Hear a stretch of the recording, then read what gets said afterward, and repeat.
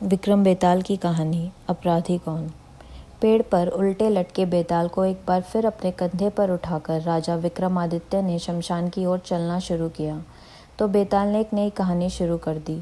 बेताल बोला, एक बार की बात है, बनारस में हरिस्वामी नाम का एक ब्राह्मण रहता था। उसकी पत्नी बहुत सुंदर थी और उसका नाम लावण्यवती था। लावण्यवती का रूप इतना सुंदर था कि कोई भी पुरुष उस पर मोहित हो जाता। एक दिन लावण्यवती अपने घर की छत पर सो रही थी। जैसे ही आधी रात हुई, एक गंधर्व कुमार आकाश मार्ग से उड़ता हुआ जा रहा था। उसकी नज़र लावण्यवती पर पड़ी तो वो उसकी ओर आकर्षित हो गया। गंधर्व कुमार लावण्यवती को उठाकर ले गया। हरिस्वामी ने सुबह उठकर देखा तो उसकी पत्नी गायब थी। हरिस्वामी के लिए यह बड़े ही दुख की बात थी। वह अपनी पत्नी के अपहरण से इतना दुखी हुआ कि उसने आत्महत्या करने की ठान ली। जब लोगों को यह बात पता चली तो उन्होंने हरिस्वामी को समझाया कि उसे तीर्थ यात्रा करनी चाहिए। तीर्थ यात्रा से सारे पाप कट जाएंगे और तुम्हारी पत्नी तुम्हें वापस मिल जाएगी। हरिस्वामी के पास कोई और विकल्प ना था, इसलिए वो तीर्थ यात्रा के लिए घर से निकल पड़ा। हरिस्वामी जब एक गांव से गुजर रहा था तो उसे भूख लगी। वह एक ब्राह्मण के घर पहुंचा। ब्राह्मण की पत्नी ने हरिस्वामी को खीर खाने को दी। हरिस्वामी उस खीर को लेकर एक तालाब के किनारे पहुंचा ताकि वह मुंह हाथ धोकर खीर खा सके और प्यास लगने पर उसे पानी भी मिल जाए।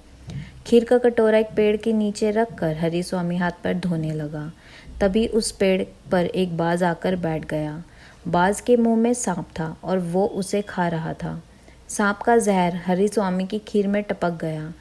भूखा हरिस्वामी जल्दी जल्दी उस खीर को खा गया। उसे यह पता ही नहीं चला कि खीर में जहर था। जहर हरिस्वामी के शरीर में फैल गया और वो तड़पने लगा। हरिस्वामी दौड़कर ब्राह्मण की पत्नी के पास आकर कहने लगा कि तूने मुझे जहर क्यों दिया, और इतना कहकर वो मर गया।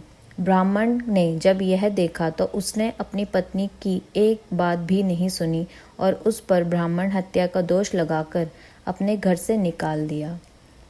इतनी कहानी सुनाकर बेताल ने राजा विक्रमादित्य से पूछा, राजन, बताओ कि इस कहानी में अपराधी कौन है, सांप, बाज या ब्राह्मण की पत्नी।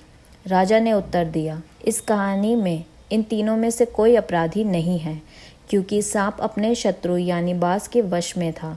वह कुछ कर ही नहीं सकता था। बाज ने जानबूझकर खीर में जहर नहीं मिलाया, बल्कि वो तो शांतिपूर्वक अपना खाना खा रहा था। ब्राह्मण की पत्नी ने अतिथि का सत्कार किया था, उसे भोजन दिया था। जो इन तीनों को दोषी कहेगा वो खुद दोषी माना जाएगा।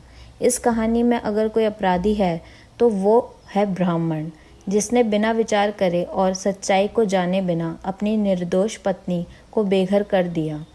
बेताल बोला, राजन, आपने इस बार भी बिल्कुल सही जवाब दिया है। इतना कहकर बेताल फिर से उड़कर पेड़ पर जा लटका। राजा विक्रमादित्य उसे पकड़ने के लिए उसके पीछे भागा।